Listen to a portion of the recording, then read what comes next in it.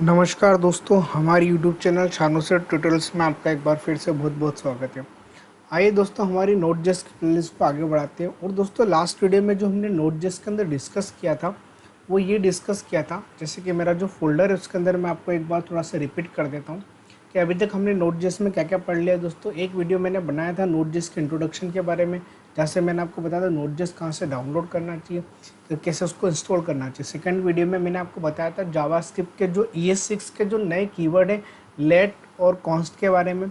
और ऑब्जेक्ट मैंने आपको बताया था कि ऑब्जेक्ट हम कैसे डिफाइन करते हैं, और हमने डिफरेंस देखा था लेट, वेयर और कॉन्स्ट में बेसिक क्या डिफरेंस है। उसके बाद जो हमने वीडियो बनाया उसमें हमने बनाया था टेम्पलेट स्ट्रिंग के बारे में, जो हमारा लास्ट वीडियो था। ठीक है, लास्ट वीडियो था टेम्पलेट स्ट्रिंग, मतलब जो स्ट्रिंग के अंदर हम जो वेरिएबल्स वगैरह यूज़ करते हैं उसको एक ईजी वे पे ES6 के अंदर उसको ईजी वे पे मैनेज किया है यूजिंग बैकटिक्स ऑपरेटर का यूज़ करके। ठीक है, बैकटिक्स क्या होता है, एक प्रोसेस होती है, एक सिंबल होता है। इस सिंबल की हेल्प से हम उसी स्ट्रिंग के अंदर डॉलर लगा सकते हैं और डॉलर के अंदर मैं एज ए वेरिएबल को क्या कर सकता हूँ, पास कर सकता हूँ। दोस्तों, इतना हमने लास्ट वीडियो में डिस्कस कर लिया था। आज जो हम पढ़ने वाले हैं जावास्क्रिप्ट के अंदर, दोस्तों मैं जावास्क्रिप्ट आपको इसलिए पढ़ा रहा हूँ क्योंकि हमको नोट.जेएस स्टार्ट करना है बहुत जल्दी। और नोट.जेएस स्टार्ट करने के लिए हमको हमारा जो बेसिक कंसेप्ट है वो सबसे पहले हमको पता होना चाहिए। तो आज इस वीडियो के अंदर मैं लेकर के आया हूँ काफ़ी इंपॉर्टेंट चीज़ें, और उसको नोट.जेएस में हमको मैक्सिमम जगह पर हमको उसका यूज़ करना पड़ेगा। ठीक है दोस्तों, तो आज जो हम पढ़ने वाले हैं, सबसे पहले मैं इस फाइल को बंद कर देता हूँ। आज जो हम पढ़ने वाले हैं मैं आपको उसको राइट डाउन करके बताता हूँ। आज जो हम पढ़ने वाले हैं एनोनिमस फंक्शन के बारे में। एनोनिमस फंक्शन की स्पेलिंग आप एक बार चेक कर लेना, ANONYMOUS, एनोनिमस फंक्शन। ठीक है, अब दोस्तों ये क्या पिक्चर है, एनोनिमस फंक्शन क्या होता है, सबसे पहले तो हम इसके बारे में जान लेते हैं। एनोनिमस फंक्शन वो फंक्शन होता है जो डिक्लेयर करते हैं विदाउट नाम के, जो फंक्शन तो बनाते हैं बट उसके अंदर नाम नहीं होता है। ठीक है, और दोस्तों एनोनिमस फंक्शन को हम एज ए वेरिएबल के अंदर असाइन कर सकते हैं। दोस्तों मैं आपको बिल्कुल क्लियर करके बताता हूँ कि जैसे कि अभी तक हम क्या करते थे, अभी तक हमने एक वेरिएबल बनाया और वेरिएबल के अंदर हम वैल्यू असाइन करते थे। क्या असाइन करते थे, हम वैल्यू असाइन करते थे। वो वैल्यू मेरी किसी भी डाटा टाइप की हो सकती है, किसी भी टाइप की हो सकती है, स्ट्रिंग हो सकती है, नंबर हो सकती है, फ्लोट हो सकती है, ऑब्जेक्ट हो सकता है, किसी भी टाइप का हो सकता है। बट अब जो एनोनिमस फंक्शन का मतलब ये होता है कि किसी वेरिएबल के अंदर आप एज ए फंक्शन को असाइन करना, मतलब पूरा के पूरा टास्क में एज ए फंक्शन के अंदर असाइन कर सकता हूँ। अगर मुझे पूरे फंक्शन को कहीं पे एग्जीक्यूट करना है तो मैं उसके वेरिएबल की हेल्प से क्या कर सकता हूँ, उसको मैं इजीली एग्जीक्यूट कर सकता हूँ। तो यही सबसे अच्छा फीचर है एनोनिमस फंक्शन का। और इसको एक तरीके से हम आगे पढ़ेंगे, कॉलबैक फंक्शंस वगैरह भी इससे रिलेटेड चीज़ें, कॉलबैक फंक्शंस वगैरह क्या होते हैं, ये सब चीज़ें हम आगे देखने वाले हैं। तो अभी जो हम पढ़ने वाले एनोनिमस फंक्शन के बारे में, तो एनोनिमस फंक्शन की दोस्तों मैं आपको सिंपल सी डेफिनेशन लिखा देता हूँ। ठीक है, आप उसको नोट डाउन कर लेना अगर आपको नहीं पता, क्योंकि आपको इंटरव्यू वगैरह में पूछते हैं कि यार एनोनिमस फंक्शन की बेसिक डेफिनेशन क्या है। तो आपको प्रैक्टिकली तो पता है पर आपको थोड़ा सा थ्योरेटिकली नॉलेज होना जरूरी है। An an anonymous an anonymous function anonymous function is a function is a function is a function which declare without any name। ठीक है, ऐसा फंक्शन जो हम डिक्लेयर तो करते हैं। N anonymous function is a function which declare without any name. ठीक है, अभी क्या होता है इसका मैं आपको छोटा सा सिंबल लिख के बता देता हूँ। जो सिंबल लिखने से तो ज़्यादा अच्छा है कि हम इसको प्रैक्टिकली कर लेते हैं। तो आइए दोस्तों, हम यहाँ पे एक फाइल बना लेते हैं। उस फाइल का नाम दे दिया मैंने ANONYMOUS। काफ़ी मतलब प्रॉब्लम आती है इसके नाम को लिखने में। Anonymous ANONY okay, anonymous dot जेस करके मैंने यहाँ पे एक फंक्शन बनाया। दोस्तों एनोनिमस फंक्शन हमको बनाना है, तो मैंने आपको बताया था कि एनोनिमस फंक्शन ऐसा फंक्शन होता है जिसका कोई नाम नहीं होता है। तो ये फंक्शन तो मैंने बना दिया, इसका कोई भी नाम नहीं है, तो ये हमारा एनोनिमस फंक्शन कहला रहा है। ठीक है, बट इसको मैं एज एक वेरिएबल के अंदर क्या करना चाहता हूँ, मैं इसको स्टोर करना चाहता हूँ। तो मैंने यहाँ पे दोस्तों अभी जो मैं प्रोग्राम बना रहा हूँ एनोनिमस फंक्शन की हेल्प से, वो ये प्रोग्राम बना रहा हूँ कि हम एनोनिमस फंक्शन की हेल्प से हम एक सिंपल मैसेज को प्रिंट करने वाले हैं। ठीक है, तो मैंने यहाँ पे एक वेरिएबल बनाया लेट, उसको मैंने असाइन किया। वेरिएबल का कीवर्ड क्या लिया मैंने यहाँ पे लेट। वेरिएबल का नाम क्या दिया मैंने, मैसेज। मैसेज के अंदर मैंने असाइन किया है एक फंक्शन, वो फंक्शन कौन सा है हमारा, एनोनिमस फंक्शन। क्योंकि ये फंक्शन तो मैंने बना दिया है, ये फंक्शन तो मैंने बना दिया है, पर इसका मैंने अभी तक कोई भी नाम नहीं दिया है, ठीक है। तो ऐसा फंक्शन जो बिना नाम के डिक्लेयर हो वो हमारा एनोनिमस फंक्शन कहलाता है, ठीक है दोस्तों। अब यहाँ पे सिंपली मैं एक मैसेज प्रिंट करना चाहता हूँ, तो सिंपल मैं यहाँ लिख देता हूँ console.log, ठीक है। console.log जैसे मैंने यहाँ पे लिखा मैंने, ठीक है, this is my anonymous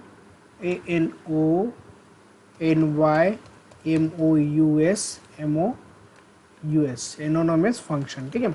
this is my anonymous function, ठीक है दोस्तों। अब मुझे इसको रन करना है, तो अभी अगर मैं इस प्रोग्राम को रन करके देखता हूँ तो हम देखते हैं इसका आउटपुट क्या आता है, ठीक है। आउटपुट आता भी है कि नहीं आता है, सबसे बड़ी बात तो ये, ठीक है। इसको मुझे रन करना है, तो सिंपली मैंने यहाँ पे लिखा नोड NONYMOUS.js, ठीक है। जैसे मैंने इसको रन करा तो प्रोग्राम तो रन हो गया है, बट इसका कोई भी आउटपुट डिस्प्ले नहीं हुआ है। क्यों नहीं हुआ है, क्योंकि ये जो मैंने फंक्शन बनाया है, इस फंक्शन को मैंने एज ए वेरिएबल के अंदर असाइन कर दिया है। तो जब तक मैं इस वेरिएबल को प्रिंट नहीं करूँगा, जब तक मैं इस वेरिएबल को एज ए फंक्शन कॉल नहीं करूँगा, तब तक ये इस एनोनिमस फंक्शन के कोड को एग्जीक्यूट नहीं कर पाएगा। तो दोस्तों ये एनोनिमस फंक्शन को बनाने का तरीका होता है और ये उसको कॉल करने का तरीका होता है। तो दोस्तों आपको जावास्क्रिप्ट में थोड़ी थोड़ी चीज़ें तो आपको मतलब पता होना चाहिए कि एनोनिमस फंक्शन कैसे बनाते हैं, उसका आपको प्रोसेस पता होना चाहिए दोस्तों। अब ये मैंने फंक्शन को क्यों असाइन किया, क्योंकि इसके एज ए प्रोसेस है ना, इसका सिंटैक्स है, तो उसको हमको फॉलो करना पड़ेगा। अब जैसे मैं इसको अगेन रन करूँगा तो दोस्तों देखो मेरे पास आउटपुट आ चुका है, this is my anonymous function, मतलब एनोनिमस फंक्शन मेरा एग्जीक्यूट हो चुका है। तो ये तरीका होता है एनोनिमस फंक्शन को बनाने का और एनोनिमस फंक्शन को कॉल करने का। अब दोस्तों एनोनिमस फंक्शन को मैं एक तरीके से और रन करना चाहता हूँ, एक तरीके से और मैं रन कर सकता हूँ। कैसे रन कर सकते हैं, सबसे पहले तो मैं इसके अंदर ऐसे पैरामीटर पास करके देख लेता हूँ कि इसके अंदर मैं पैरामीटर वगैरह कैसे पास करूँगा। दोस्तों पैरामीटर वगैरह पास करने के लिए सबसे पहले मैं इसको कमेंट कर देता हूँ, ठीक है, क्योंकि मैं नहीं चाहता हूँ कि यार आपके पास कोई भी सोर्स कोड मतलब ओवरराइड हो जाए, ठीक है। अब हम क्या करते हैं, अब दोस्तों इसी को मैं सिंपली यहाँ से कॉपी पेस्ट कर लेता हूँ, या फिर एक काम करते हैं हम यहाँ पे सिंपली हम यहाँ पे एक एनोनिमस फंक्शन और बनाते हैं। सबसे पहले तो मैं इसको बंद कर देता हूँ, वापस ओपन कर लेंगे। मैंने यहाँ पे लेट लिखा है, लेट के बाद मैंने यहाँ पे एक ऐड करके मैंने यहाँ पे एक फंक्शन बनाया है, ठीक है। ऐड करके मैंने एक वेरिएबल बनाया, क्योंकि यहाँ पे मैंने एक फंक्शन बनाया एनोनिमस फंक्शन। अब मैं चाहता हूँ दोस्तों बिल्कुल ध्यान से समझना आप इस चीज़ को, ठीक है, कि यहाँ पे मैं कंसोल नहीं करना चाहता हूँ। अब मेरे को उसके अंदर कंसोल नहीं करना है, सिंपल सा फंक्शन। चलो ठीक है, कंसोल भी कर लिया मैंने यहाँ पे। मैं चाहता हूँ कि मैंने इसके अंदर दो पैरामीटर पास कर दिए, एक ए पास कर दिया, एक मैंने बी पास कर दिया, मतलब एनोनिमस फंक्शन विथ पैरामीटर। क्या बोलते हैं इसको, एनोनिमस फंक्शन विथ पैरामीटर, ठीक है। तो अब मैं चाहता हूँ कि दोनों की वैल्यू जो है मुझे अंदर प्रिंट करना है। तो सिंपली मैंने यहाँ पे लिखा console.log, दोनों की वैल्यू अगर मुझे प्रिंट करना है तो मैं यहाँ पे बैकटिक्स ऑपरेटर, बैकटिक्स का यूज़ करना चाहता हूँ, ठीक है। कि अच्छा सिंपली मुझे ए प्लस भी करना है, कोई बात नहीं, तो मैं डायरेक्टली यहाँ पे ए प्लस बी डायरेक्ट कर सकता हूँ, ताकि जो भी इनका एडिशन है वो डायरेक्ट क्या हो जाए, मुझे यहाँ पे डिस्प्ले हो जाए। अब मैंने क्या बोला था कि एनोनिमस फंक्शन को जब भी मैं रन करता हूँ तो ये जिस वेरिएबल के अंदर असाइन हुआ है उसी वेरिएबल को मुझे एज ए फंक्शन कॉल करना पड़ेगा। अब दोस्तों इस फंक्शन के अंदर अगर दो पैरामीटर है तो आपको यहाँ पर भी कितने पैरामीटर पास करना पड़ेंगे, दो, ठीक है। दोस्तों मैं आपको एक चीज़ बता देता हूँ कि ये मैंने लिखा क्या है, ये मैं ऐड क्यों लिखता हूँ। जो जनरली हम जो फंक्शन बनाते थे, फंक्शन का नाम मैंने क्या लिखता था, यहाँ पे फंक्शन का नाम मैंने ए लिखता था, ठीक है दोस्तों। यही हो गया कि जो फंक्शन का नाम था वो एज ए वेरिएबल का नाम डिक्लेयर हो गया। जो फंक्शन का नाम था उसको मैंने यहाँ से रिमूव करके कहाँ पे लगा दिया, मैंने एज ए वेरिएबल बना दिया उस नाम का, ठीक है। और इस फंक्शन का जो भी डेटा रहेगा वो उसके अंदर एज ए फंक्शन के नाम के अंदर, ये फंक्शन का नाम ही है, ये वेरिएबल का नाम मतलब ये क्या हमारा फंक्शन का नाम है। तो मैंने फंक्शन का नाम यहाँ नहीं दे करके मैंने उसको कहाँ पे लगा दिया, एज ए वेरिएबल मैंने उसको बना दिया है, ठीक है। बस यही इसका डिफरेंस है, यही इसका लिखने का तरीका होता है। अब दोस्तों जैसे कि मैंने फंक्शन के अंदर दो पैरामीटर पास किए, तो ऑब्वियसली बात है मुझे यहाँ पे दो वैल्यू पास करना पड़ेगी, ठीक है। जैसे कि मैंने दो वैल्यू पास कर दी, तो 10 कहाँ चला गया ए में और 20 कहाँ चला गया बी में, और ए प्लस बी कितना हो गया मेरे पास 30 हो गया। अब मैं इसको रन करता हूँ। अब अगर मैं इसको रन करता हूँ, रन करने के लिए मुझे वापस से जाना पड़ेगा, मेरे इंटीग्रेटेड टर्मिनल पे आना पड़ेगा, और मुझे यहाँ पे सबसे पहले तो मैं स्क्रीन को क्लियर कर लेता हूँ। अब यहाँ पे अगर मैं इसी प्रोग्राम को रन कर रहा हूँ तो देखो दोस्तों यहाँ पे आउटपुट कितना आ गया, 30 आ गया, ठीक है। तो दोस्तों अब इसको अगर मैं एक मैसेज से प्रिंट करना चाहता हूँ तो मैं इन्हें क्या बोला था, मैं यहाँ पे बैकटेक्स का यूज़ करता हूँ। बैकटेक्स जैसे मैंने लिखा, यहाँ पे लिखा मैंने एडिशन इज़ इक्वल टू, ठीक है, एडिशन इज़ इक्वल टू, और इसको यहाँ से मैं कट करके सिंपली मैं यहाँ पे डॉलर यूज़ किया और यहाँ पर मैंने क्या लिख दिया, a+b, ठीक है। तो दोस्तों यहाँ पे एक मैसेज भी आ जाएगा। अब इसके साथ में आप देख रहे हो कि एडिशन इज इक्वल टू कितना आ रहा है यहाँ पे 30। तो ये सिंपली एक मैसेज को प्रिंट करने का एक तरीका होता है। दोस्तों आशा करता हूँ कि यहाँ तक आपको समझ में आ गया होगा।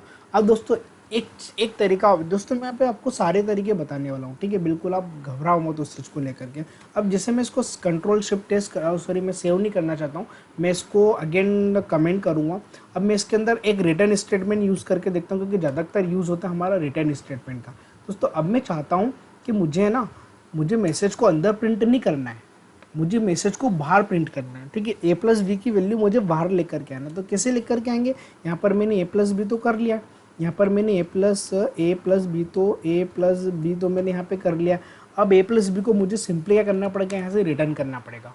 तो फंक्शन के अंदर ध्यान से समझना मैं क्या बोल रहा हूँ, फंक्शन के अंदर अगर मैंने कोई भी रिटर्न स्टेटमेंट यूज़ करा है तो फंक्शन के अंदर जो भी वैल्यू रिटर्न होकर के आती है वो फंक्शन कॉलिंग पे आती है। कहाँ पे आती है, फंक्शन कॉलिंग पे आती है। और फंक्शन कॉल कहाँ हो रहा है, ये हो रहा है, ठीक है।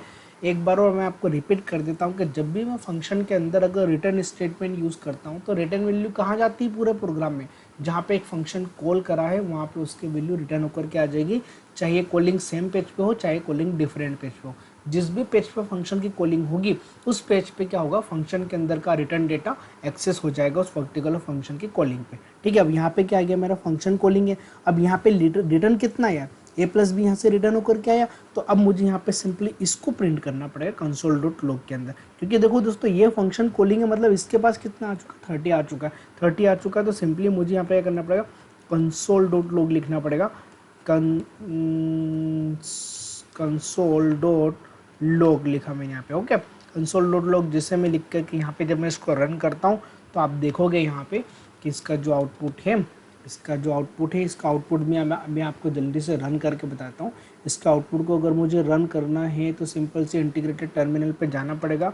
सीलेस मैंने इसको कंपाइल कर दिया, यहाँ पे क्लियर कर दिया मैंने। अब मैं इसको रन करना चाहता हूँ तो सिंपली मुझे यहाँ पे प्रोग्राम का नाम देना पड़ेगा। दोस्तों देखो अभी भी मेरे पास आउटपुट कितना आ रहा है, 30 आ रहा है।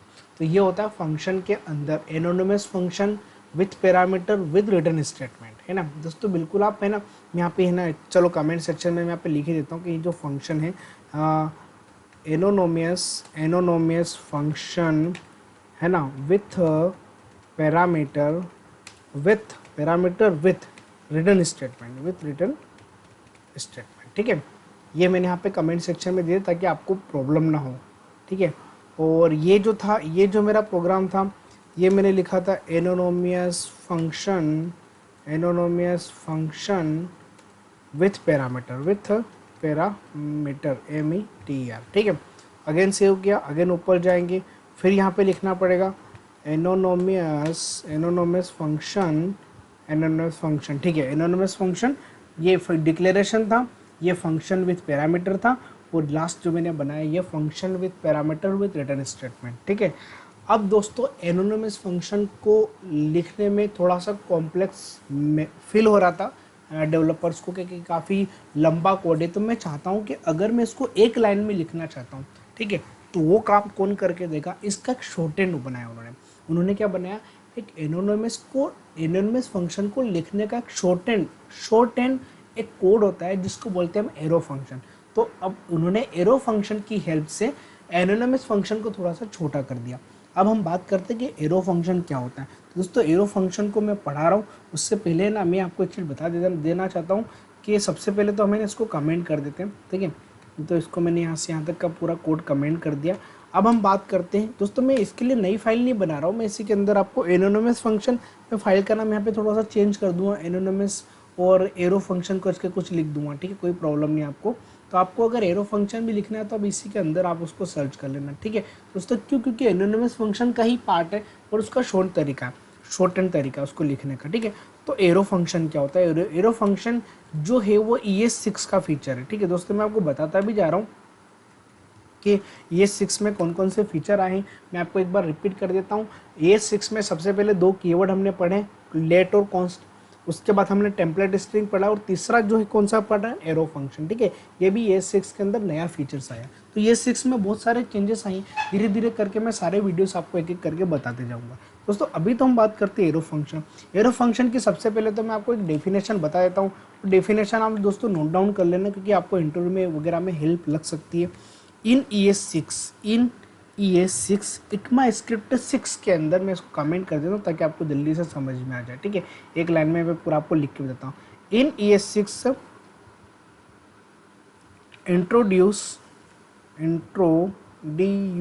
इंट्रोड्यूस एरो फंक्शन, है ना।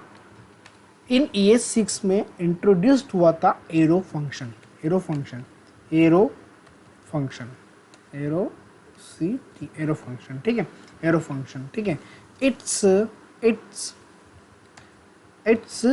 shortened, shortened, it's shortened for declaring a anonymous function। Anonymous function को डिक्लेयर करने के लिए उसका जो शॉर्टेंड है उसी को हम क्या बोलते हैं, एरो फंक्शन बोलते हैं। एरो फंक्शन एनोनिमस फंक्शन को डिक्लेयर करने का शॉर्टेंड तरीका होता है। बस ये सिंपल सी इसकी डेफिनेशन है, बाकी कुछ भी आपको कोई रॉकेट साइंस नहीं इसके अंदर, मैंने ज़्यादा कोई आपको बताया नहीं है। अब सिंपली मैं चाहता हूँ कि सबसे पहले मैं आपको तीनों को जो अभी तक मैंने पढ़ाया है ना, आपको ऊपर से नीचे तक, मैं तीनों के तीनों प्रोग्राम को आपको एनोनिमस फंक्शन से कन्वर्ट करके बताता हूँ। ठीक है, सॉरी, एरो फंक्शन से। सबसे पहले तो हम ये वाला फंक्शन उठा लेते जो हमने सबसे ऊपर बनाया था। अब इसको अगर मुझे लिखना है, इसको अगर मुझे एरो फंक्शन की हेल्प से लिखना है तो कैसे लिखेंगे दोस्तों। सबसे पहले तो हम क्या करते हैं, एरो फंक्शन का ही शॉर्टेंड तरीका ये होता है कि तो उसके अंदर फंक्शन नहीं लिखते हैं, फंक्शन को यहाँ से हटा दो।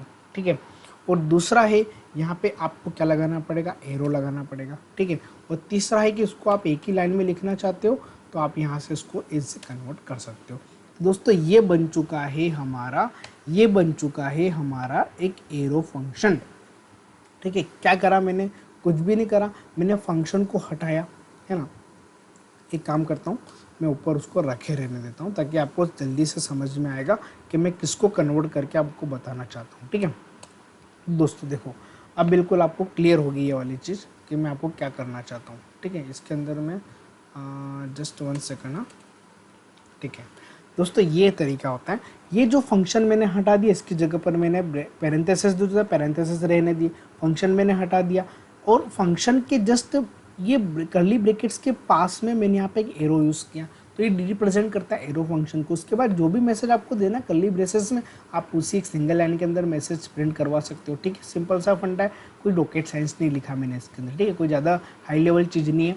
और सिंपली जैसे कि हम मैसेज कॉल करते थे, फंक्शन कॉल करते थे, बस वैसे मैंने यहाँ पे ये कॉल किया, मैंने फंक्शन कॉल किया।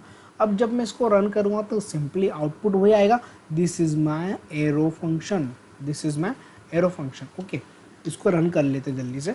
रन करने के लिए जल्दी से हम आते हैं हमारे इंटीग्रेटेड टर्मिनल पे। इंटीग्रेटेड टर्मिनल पे जैसे ही हम आए तो इंटीग्रेटेड टर्मिनल पे हमको यहाँ पे प्रिंट करना है। प्रिंट करने के लिए जैसे मैं रन करूँगा तो यहाँ क्या लिखा हुआ है, this is my arrow function. तो दोस्तों ये तरीका होता है एनोनिमस फंक्शन को एरो फंक्शन में कन्वर्ट करने का। ठीक है, और यहाँ देखो दोस्तों, यहाँ पे जो लाइन ऑफ कोड थोड़ा सा ज़्यादा जा रहा था उसी को मैंने 1 या 2 लाइन में कर दिया, मैंने उसको पूरा कन्वर्ट कर दिया। तो ये तरीका होता है। और दोस्तों शायद जहाँ तक मेरे को लग रहा है कि अगर मैं इसको ब्रैकेट नहीं लगाऊंगा तो भी ये रन हो जाएगा। एक बार इसको हम रन करके देख लेते हैं। ठीक है, क्योंकि मैंने ऐसा देखा था, मैंने ऐसा पढ़ा भी है ना।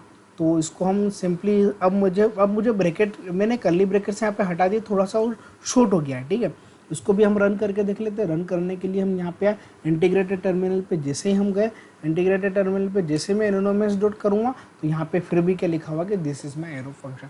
तो दोस्तों अब सबसे बड़ी बात ये आती है क्या यार, यहाँ पे ब्रैकेट कब लगाएं और कब नहीं लगाएं। तो ये क्या, ये नया एक लोचा आ गया मतलब हमारे साथ में, क्या ये क्या चीज़ होती है। ठीक है दोस्तों, मैं आपको बता देना चाहता हूँ कि अगर इस स्कोप के अंदर, ये स्कोप ही है ना, अगर इस ब्रैकेट के अंदर एक से ज़्यादा स्टेटमेंट हो, मतलब ग्रुप ऑफ स्टेटमेंट हो, तो आपको ब्रैकेट लगाना चाहिए। अगर सिंगल लाइन अगर आप प्रिंट कर रहे हो, कंसोल डॉट लॉग अगर आप सिंपल प्रिंट कर रहे हो, सिंगल मैसेज प्रिंट कर रहे हो, तो उसके लिए आपको ब्रैकेट वगैरह लगाने की बिल्कुल भी जरूरत नहीं, आवश्यकता नहीं। There are no need to write a bracket, है ना।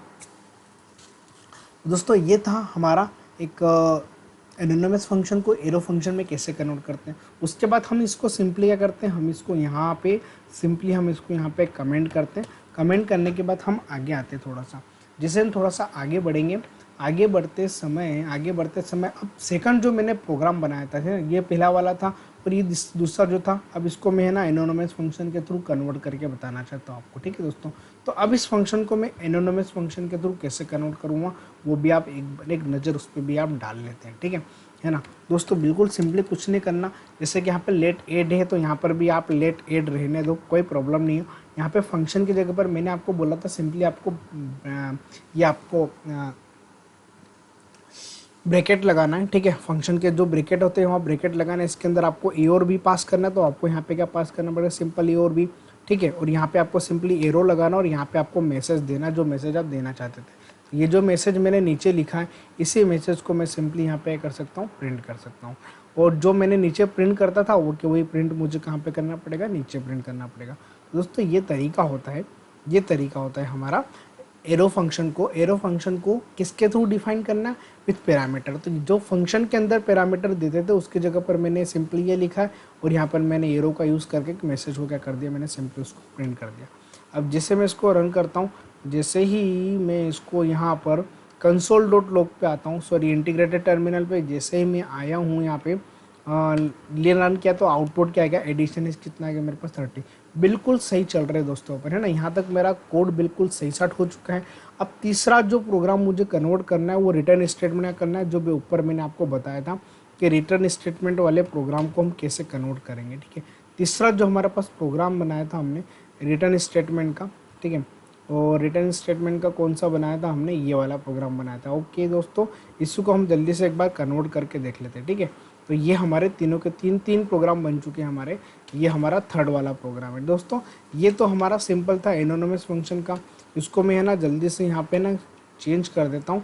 इसको मुझे एनोनिमस से मैं जल्दी से इसको आपको कन्वर्ट करके बताता हूँ ताकि हम इसको वीडियो को यहाँ पे एंड कर सकें। तो दोस्तों जैसे कुछ नहीं करना, ऊपर लेट लिखा तो यहाँ पर लेट लिखना, यहाँ पर भी एड लिखना। ऊपर यहाँ पे जैसे कि फंक्शन के अंदर 2 पैरामीटर है तो फंक्शन बनाने के लिए ये तरीका होता है a, b, ठीक है। सिंपली मैंने इसको यहाँ पे करा एरो से मैं इसको रिप्रेजेंट किया और यहाँ पे क्या कर दिया, मैंने उसको रिटर्न कर दिया। रिटर्न कितना कर दिया, a प्लस बी। जिससे मैं इसको रिटर्न करता हूँ, रिटर्न करने के बाद हम आते हैं यहाँ पे कंसोल डॉट लॉग पे और नीचे जो लिखा मैंने यहाँ पे कंसोल डॉट लॉग और यहाँ पे मैंने फंक्शन को कॉल कर दिया एड नाम को और यहाँ पर मैंने 2 वैल्यू पास कर दी, एक 1 और एक और कौन सी हुई 2। दोस्तों ऊपर जैसा हमने मैसेज प्रिंट किया है बस वैसे वैसे मैंने नीचे क्या कर दिया, सिंपली मैसेज प्रिंट कर दिया। और ये जो डिफाइन करने का तरीका है, ये डिफाइन करने का तरीका एरो फंक्शन का ये होता है। अब सिंपली जब मैं इसको रन करता हूँ तो मेरे पास आउटपुट 1 + 2 कितना आना चाहिए, 3 आना चाहिए। कोई ज़्यादा बड़ी चीज़ नहीं है इसके अंदर, ठीक है दोस्तों। 3 आउटपुट आ जाएगा हमारे पास। एक बार सिंपली हम इसको यहाँ से रन करके देख लेते हैं। जैसे मैंने रन किया तो आउटपुट क्या आ गया मेरे पास, 3।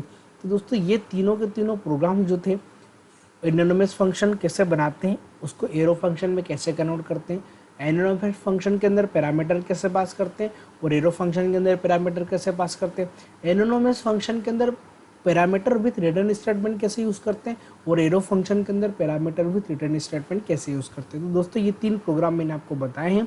आशा करता हूँ कि आपको इतना समझ में आ गया होगा। बट जल्दी से तीनों के तीनों स्टेटमेंट को मैं यहाँ पे लिख देता हूँ, है ना, कमेंट पे। जैसे कि मैंने लास्ट का जो भी प्रोग्राम बनाया है इसके ऊपर मैं यहाँ पे कमेंट सेक्शन में डाल देता हूँ कि ये जो प्रोग्राम है this is not anonymous, this is arrow function, ARROW arrow function with return statement. Okay 100% बिल्कुल सही है, सही लिखा हमने यहाँ पे। और ये जो मैंने बनाया था arrow function with parameter, ARROW arrow function with parameter. Okay दोस्तों इतना भी हमारा बिल्कुल सही हो चुका है। और उसके ऊपर जो हमारे पास ये जो बनाया था, ये बनाया था हमने एरो फंक्शन विदाउट पैरामीटर, ठीक है, सिंपल एरो फंक्शन। तो दोस्तों आप इस वीडियो को ना स्टार्ट से एंड तक देखना, बीच बीच में समझ उठाना, आपको समझ में नहीं आएगा कुछ भी।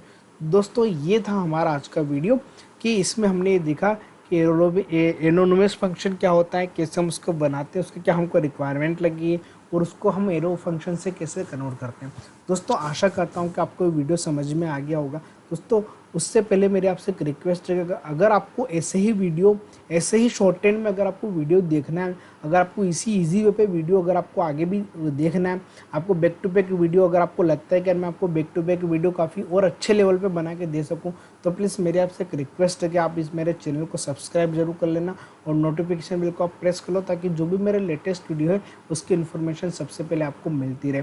और दोस्तों वीडियो अच्छा लगा हो तो प्लीज़ कमेंट बॉक्स में आप मुझे बताओ कि वीडियो कैसा लगा। अगर कुछ भी प्रॉब्लम है तो मैं उसको नेक्स्ट वीडियो में उसका सॉल्यूशंस आपको, या फिर मैं उसके आपको हेल्प करूँगा कि भैया क्या क्या प्रॉब्लम्स वगैरह आ रही है। ठीक है दोस्तों, और अपने दोस्तों को आप शेयर करो ताकि वो भी इस नोट.जेएस की जो सीरीज़ है इसको आप इसका वो भी यूज़ कर सके, है ना, वो भी पढ़ सके, जावास्क्रिप्ट में अपना फ्यूचर वगैरह बना सके।